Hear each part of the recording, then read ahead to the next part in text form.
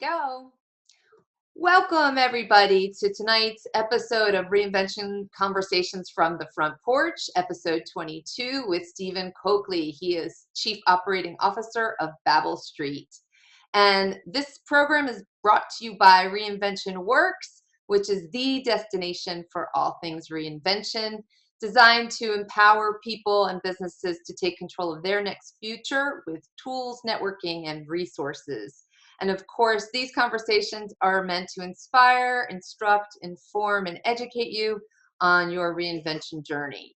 So right now, I'm going to ask Stephen to say a few words of greeting so you can see his face. Stephen, say hi. Hi, Hollis. Good evening, everybody. Thank you so much. It's a pleasure to join you. Thanks for being here. So as we have teed you up already, you have quite an interesting career starting out in real estate and ending up where you are today. So what I'm going to do is turn the camera and the mic over to you for about 5 minutes so you can tell everybody about your reinvention story, and then you and I will talk some more. Perfect. So the reinvention story, if I was going to start from the beginning, I would start all the way back to college, where in hindsight, I became sort of a serial reinventor, right?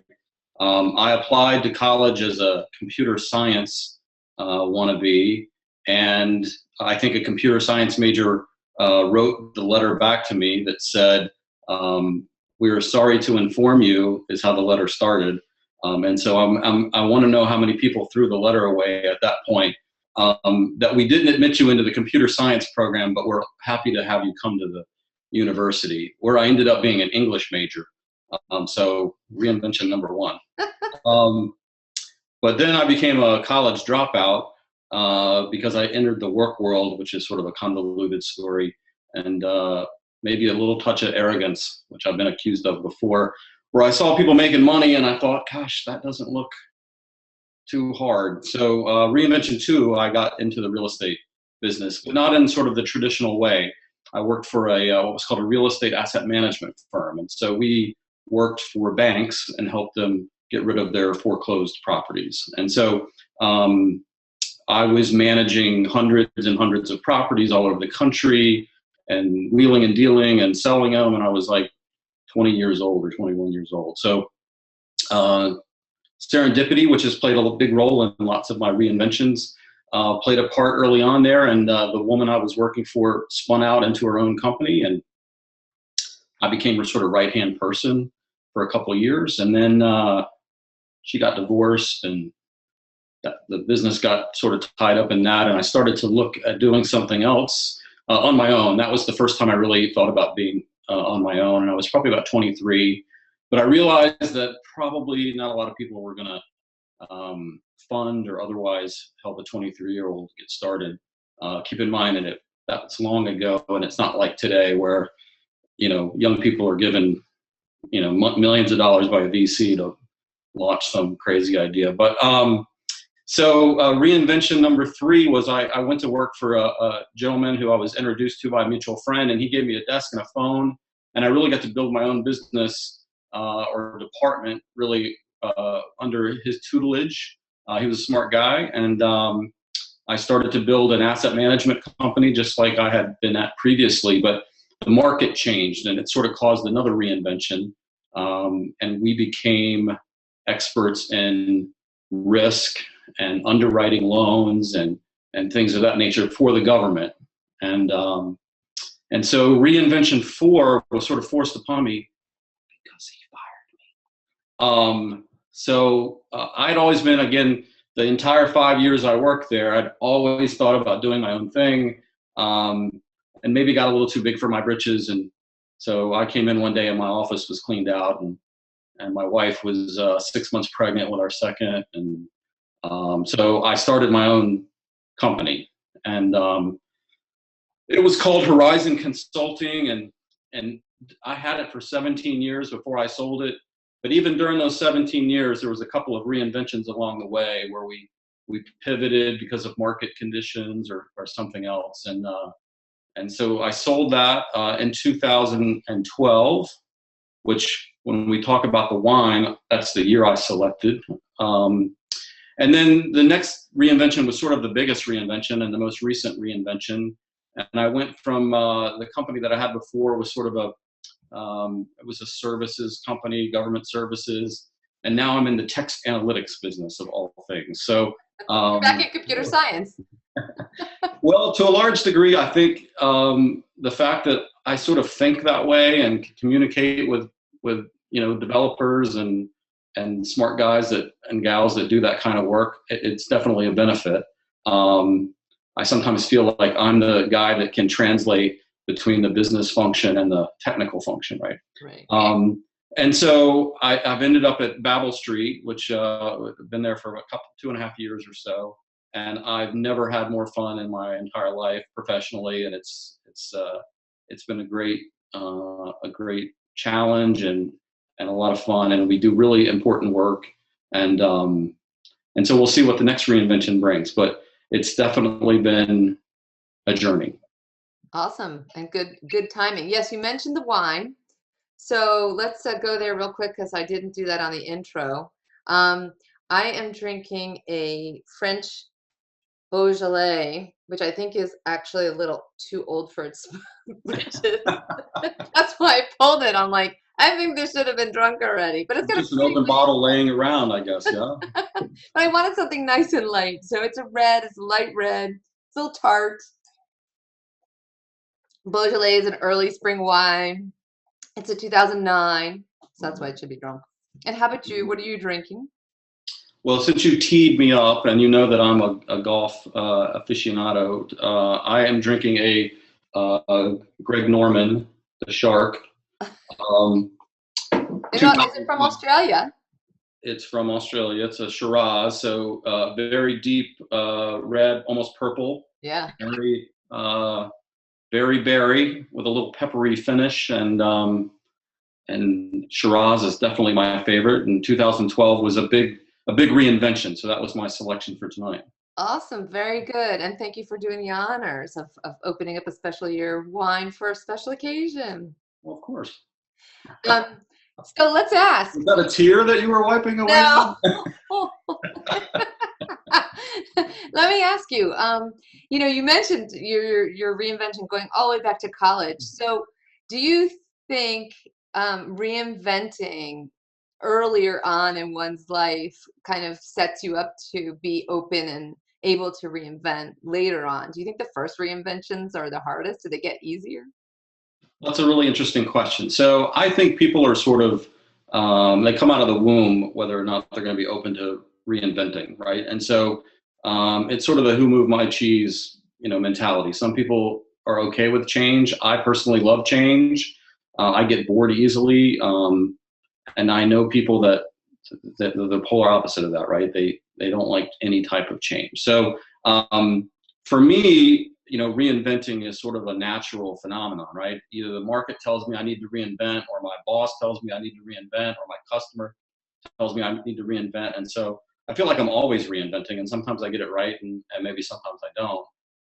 But other people, will continue to sort of bang their head against the wall, and that's never a recipe for success. And so do you think that reinvention, you mentioned that you're always reinventing. So do you think reinvention is more of an evolutionary process than I don't want to say one and done, but sort of like a finite start and finish, and then the next one is a start and finish? Not always, sometimes, right? I think there are sometimes very cataclysmic reinventions, right? That sometimes circumstances call for, like when your boss fires you and that's a time to reinvent. Or sometimes, when I looked back in preparation for our talk, which I did not do a lot of since you're so easy to talk to, but as I sort of thought about my reinventions, I realized that a lot of them really were tied ultimately to happiness, right? When I look back, I just wasn't happy where I was or the circumstances that I was in. And so, I just hit the reinvention button and tried to find that. So, I think at the end of the day, that's sort of a big driver for me, right? Is it's not money, and it's not prestige, and it's not the corner office. It's none of those things really. It's really, am I being fulfilled by what I'm doing? And when I sold my company in 2012, I took 6 months off where I did not work, and I was really trying to figure out what I wanted to do, because I was certainly not done. And I really, that was the most sort of introspective reinvention that I had, right? Because I got to sort of choose what I wanted to do. And so that was a lot of fun. And it really was about, what can I do to wake up in the morning and like, I cannot wait to go do that, right? Mm-hmm. Mm-hmm.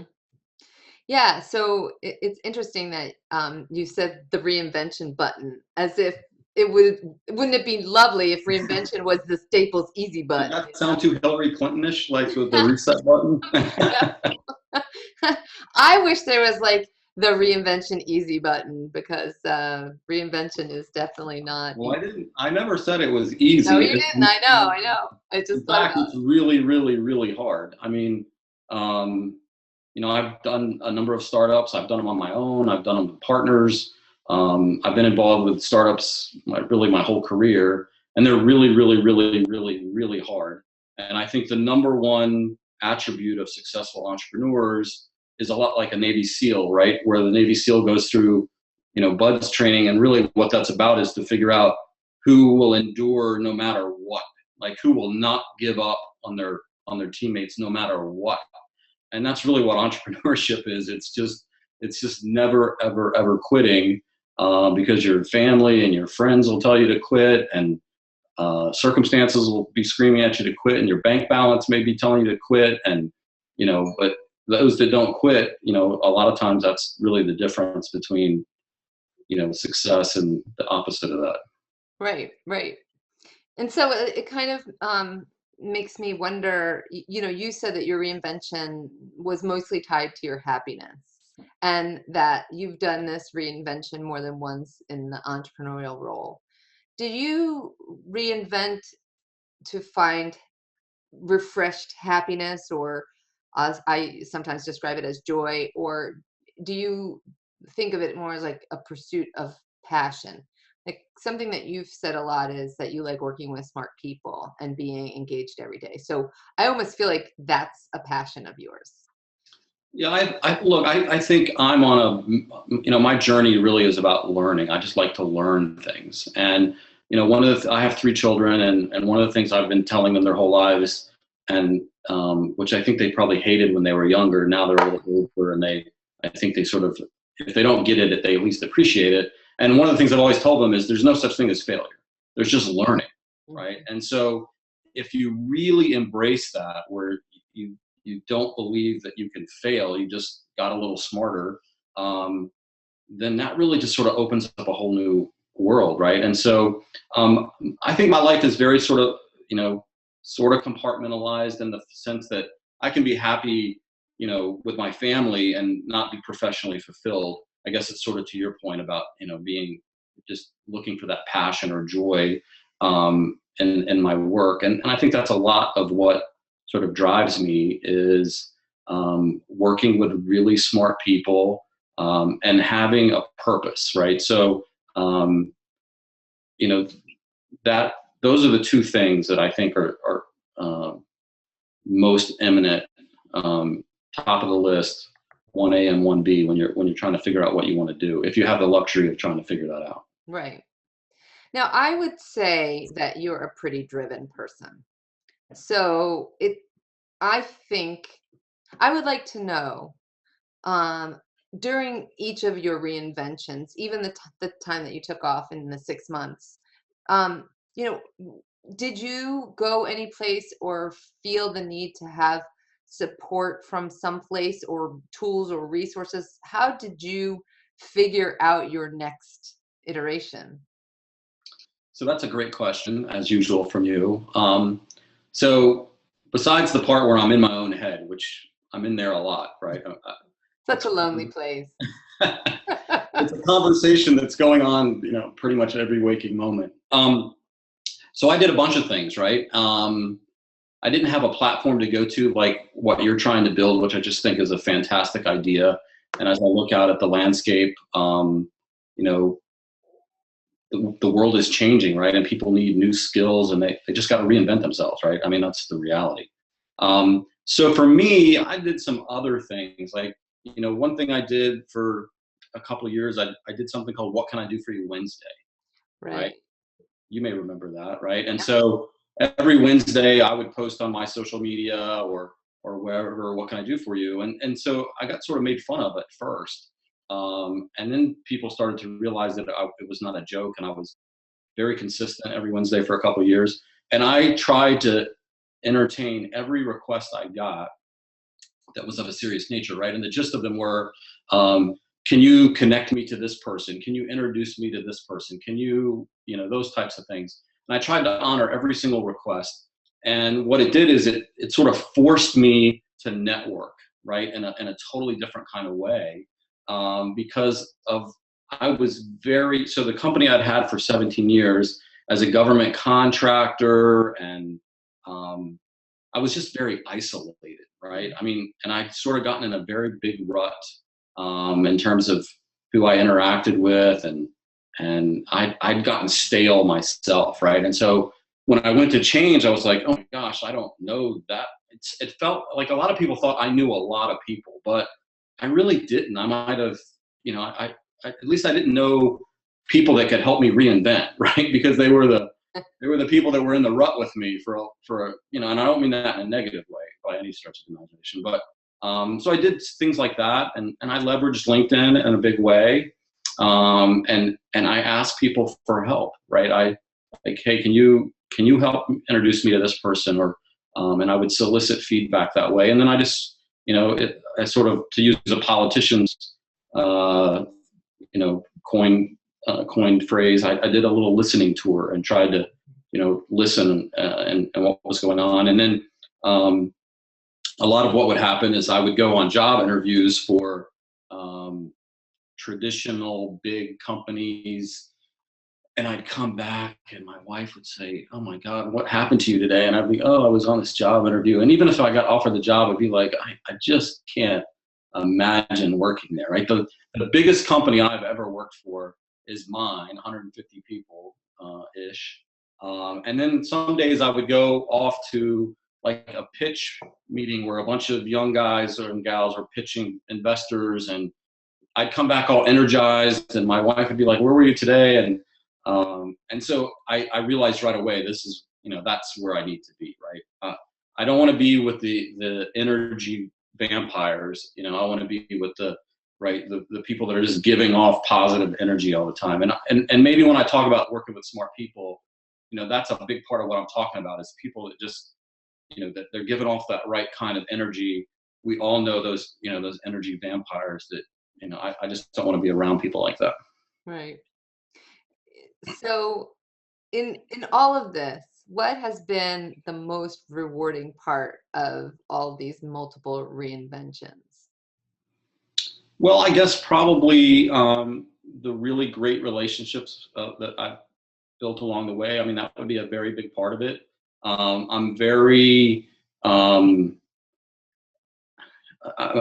satisfied that I was able to take care of my family and put my 3 kids through college and do all those things, right? I mean, really, my customers, help me do that, right?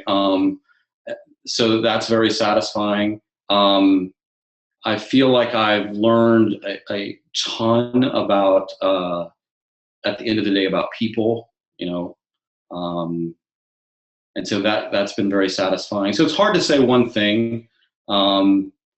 It's been very good. I'm very happy with the journey. I wouldn't change any of it. It's been very fulfilling, but I'm still looking forward to the next 5 or 40 years, right? Yeah, I was gonna just ask you that question. I don't believe in retirement, so that's not a goal of mine. Right. In fact, if I look forward, maybe 10 or 15 years or something, where even if I have the big planned exit out of Babel Street that I'm thinking is out there in the not too distant future, I won't retire. I would rather now have my hand in 5 or 10 or startups, right? As an advisor and as sort of the gray beard. I do have a little gray already coming in here, so I'll be the gray beard and hopefully share some of my lessons learned and and do that, right? I mean, how that would be incredibly fun, right? Yeah. And how about what's been the most challenging or difficult part of that whole process? Well, I think professionally, the most difficult part would really just be I mean, there are just ups and downs, right? I've been through some really hard things as any entrepreneur has, like where's the next payroll going to come from? And, this customer owes me a ton of money, and the occasional, I've been sued once or twice, uh, right? The wrongful termination that wasn't wrongful, right? Those types of things that are hard to avoid. So there's definitely been some low points, some challenging points, but they're just sort of part of the process, right? I mean, you just can't really get too hung up on those. And the sun always rose the next day. And in hindsight, it's sort of easy to say that, but when you're in the midst of it, it's hard. It's really Yeah. hard, right? Did you, when you were a younger person, let's say going back to your, um, going back to when you were in college before you dropped out, is Yes. this what you picture yourself? You know, is this the life that you imagined? I don't know. I mean, that's hard to say. I mean, my dad was career Army, and was a great career for him. And I now work with a lot of military and types, and I sometimes I try to live without regrets. But if you really sort of wrestle me to the ground, I might express a little regret that I didn't serve, right? So my dad served, both my grandfathers served. Um, for me, that really never even was on my radar, because I was very non-compliant. Like, I do not follow the rules necessarily. You'd be Um, kicked out. my favorite book, my mom will still tell you, right? My favorite book as a kid was a book called Artie the Smarty, and it was about the little fish that swam in the opposite direction of the school of fish. I've been doing that pretty much my whole life, and so, but no, I mean, I always knew that I was entrepreneurial even from a very young age, and knew I would have my own company even from a very young age. But it's hard to look out and say, that this is where I would end up. I mean, I don't know that entrepreneurs can necessarily do that, because you can go in so many different directions, right? Right. But but yeah, I sort of knew early on that that's what I wanted to do. So, because I asked the question, because, theoretically, if your game plan is not retirement, Right. and here you are, nice in a nice square place of mid-career, you theoretically have almost as many years more of a career as are behind you. So, not having really crystallized what you would be doing now, when you think ahead for that same amount of time, it also might be somewhat vague but somewhat clear. Do you think that visioning what you want for that final thing, or even the next thing, helps you get there? I totally believe that's true.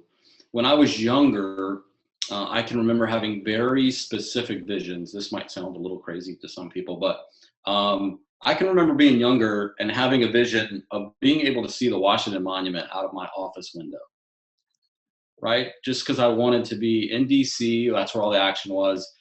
People forget, that's why our roads and our metro were built like that. We all used to go to DC, right? There was no Reston Town Center or Tyson's Corner or any of that stuff. And so I'll always vision myself, in the bustling, DC world. And then when I was like 22 or 23 years old, I had an office, and guess what? I could see out my window, the Washington Monument. And I remember, just when we moved into that office and I walked into my office the very first time, I can just remember having a realization, like, wow, right? I've been sort of in my mind's eye. I had this vision for a long time, and there it came to fruition.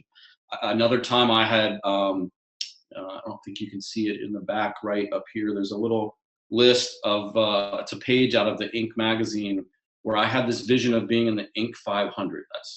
I read Inc. magazine every every week. Was it a weekly or monthly? I guess it was a monthly, religiously. And I wanted to be on that list. And so one year I ended up number 312 of the fastest growing companies in the United States. And so these visions, I think, are really, really important. And sometimes I get disturbed if I realize I really don't have anything like in my mind, right? That's a definite sign to me, like maybe you're a little lost in the wilderness, right? You need to Right. Or figure it's that time out. to, right. It's time to move on, or it's time to envision that. Like, I know that some people advise to create a literal vision board where you take pieces of magazines and newspapers and photos and what have you, and you put it up on a Yeah. board, everything that represents what you want. Pinterest. Pinterest, you know. Any advice for social media folks these days?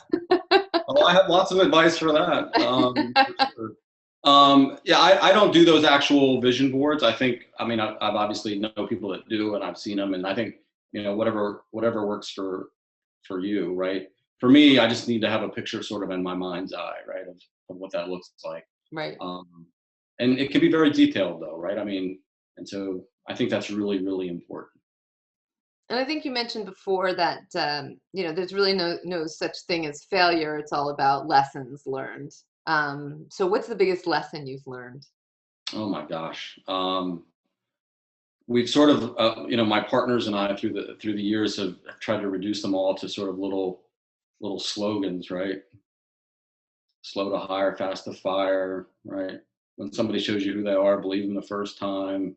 I have a million of those. But in terms of the sort of the biggest lesson learned, I think it may sound corny. A lot of these things do sometimes sound sort of corny, but it's really just being about your authentic self, right? And once you sort of realize that, the rest sort of gets a lot easier, I think. And hopefully your authentic self is a good version of you, right? I think that's sort of the starting point. But that's really important to me. Or I think that's what helped me is I just try to be me, and if that works, then perfect. And it seems to have worked pretty good so far, so I'm pretty comfortable sticking with that. And then I guess if I was going to pair that up, since those types of questions are always hard, right? What is your favorite movie of all time? It's like, oh no, I know I have one, but let me think of it. I didn't ask you that question. So the other thing I would say, important lesson learned, is I believe in servant leadership, right? And that's another thing that's really important in how I sort of live my life professionally. And I'm really here to serve. And when you sort of put yourself on the bottom of the org chart, right, and you're trying to help everybody else, I think that's really a large part of where my success has come from. Boy, that's a lovely place for us to stop and start open the floor up for Q&A, Steve.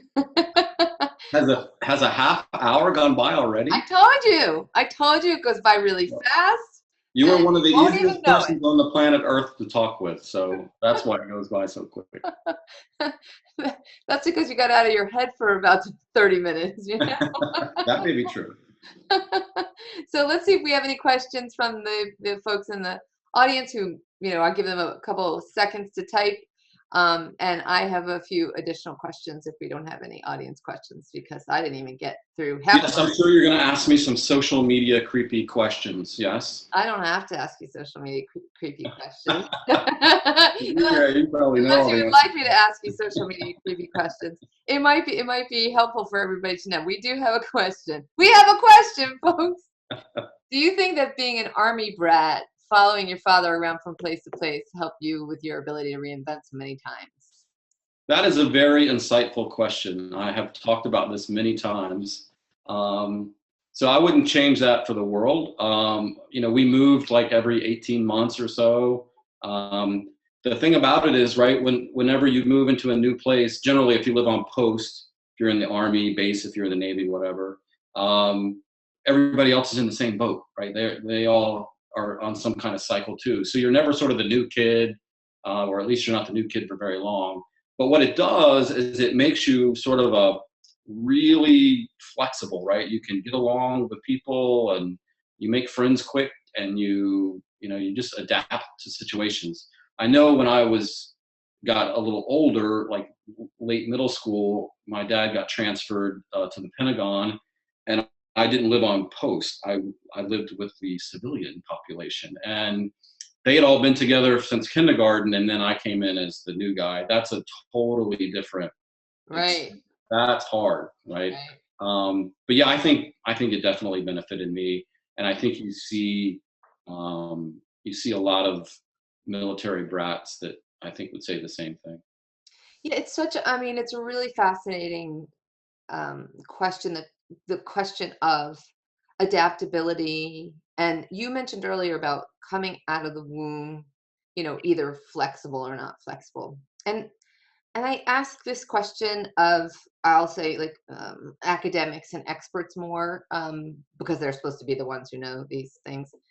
Uh, if if adaptability is coachable, if it's something that you can train, and can it be trained in somebody later in life, or do you pass the point, like, kind of early childhood development, you pass the point of the ease of that training, or the Sure. ease of picking up a second or third language, or whatever it is. Right.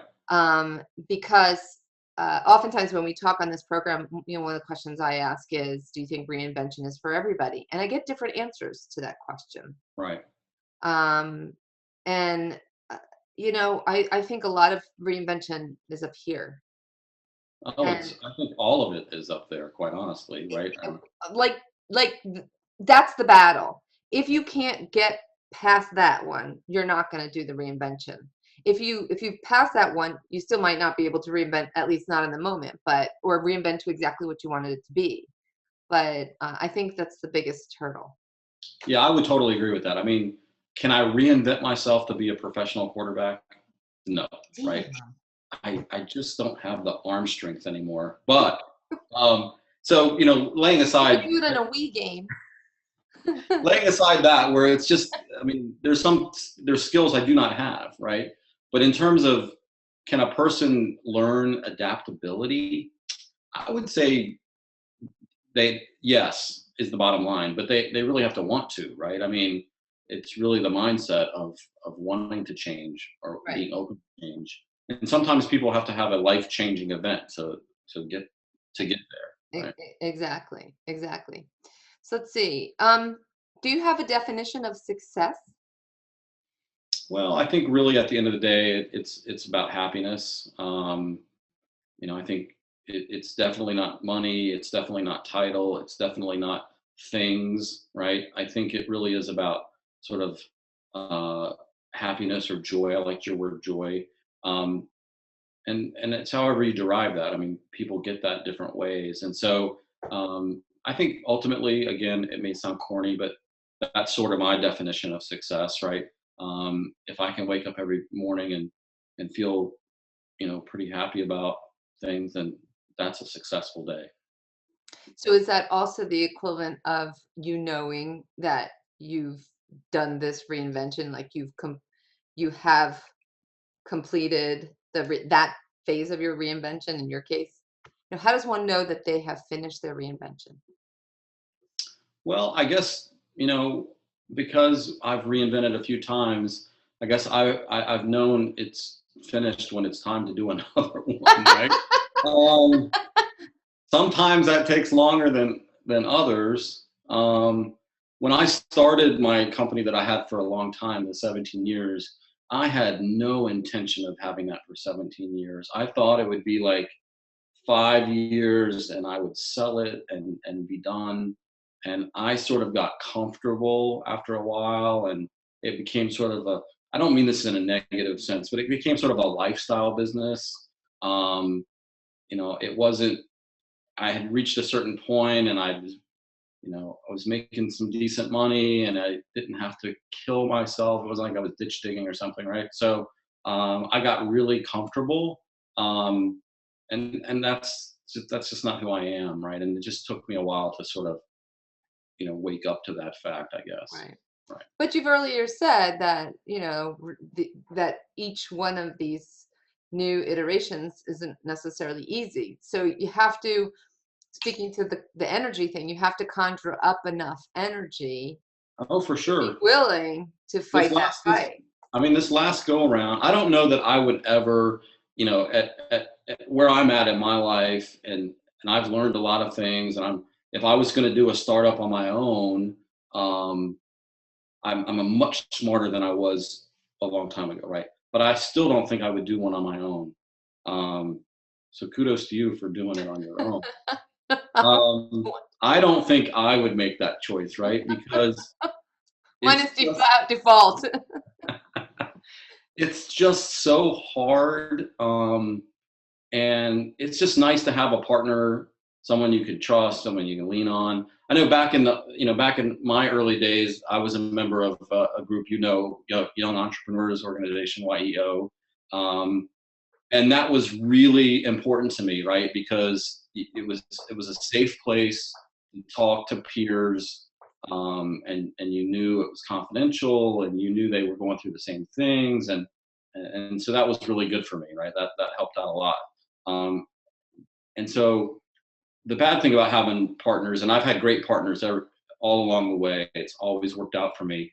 Um, but I see a lot of people that partner up, and it doesn't work out so well, and that that's bad, right? Right, On so many levels, and makes it worse. But for me, I wouldn't want to do it on my own. right. That's actually a sidebar question I will entertain with you after our dialogue here. So, Choosing the right partner for your business it's a big venture. one though, right? It's a big one. I know it's a huge one. Um, there's websites out there now that are sort of like a dating website for Founder entrepreneurs, dating. like Co-Founders Lab and some other Yeah. things, where they try to put founders together. I Yeah. don't know that I'm going to leave that to an algorithm, right? Right. I don't think so either. That's when the personal relationship definitely, I think. And just the chemistry, Oh, for sure. you have to Yeah, really be comfortable. yeah. It's kind of like a marriage, they say. It definitely is like a marriage. Yeah. Well, believe it or not, we are totally out of time. Amazing. Amazing. Steve, let me So much. oh, thank you. Let me flip over to the slide so we can give everybody your information. And I'm going to just take us down here. All right, everybody. So if you want to get a hold of Steven, he has been generous enough to give out his contact information, which is really all about his name for the most part. Stephen.Coakley at iCloud.com. My Twitter handle doesn't I have my love his name in Twitter it. handle. See you on the 19th. If you didn't understand, there's a golf reference there. The 19th is the hole. It's not the hole, it's after the hole in the clubhouse. That's right. And on LinkedIn, it's also just Stephen Coakley. And for those of you watching on YouTube, you can come and join us any Wednesday night except the last Wednesday of the month. So we start always at the same time, 8:30 p.m. You can find out who's coming up next by going to reinventionworks.com/webcasts. And we are on Twitter, Reinvention Work, that's singular because we can only do 16 characters. We're always looking for show sponsors. So if you know any companies that are looking for an audience like ours, people who are in the midst of some sort of transition, career change, life change, send them our way. And next week, our guest is Linda Farquhar. She is a former banker, investment person, finance person, and now she created a company called Entre Donovan, which is a women's fashion, custom fashion company. So she totally pivoted. And our hashtag in social media, if you do use it, is hashtag Reinvention Works. So thank you so much, everybody. I'm going to end our recording now. And thank you, Stephen, for joining us. It's been a real Thank you, pleasure Hollis. and an honor. Bye, All right. everybody. Thank Good you. night.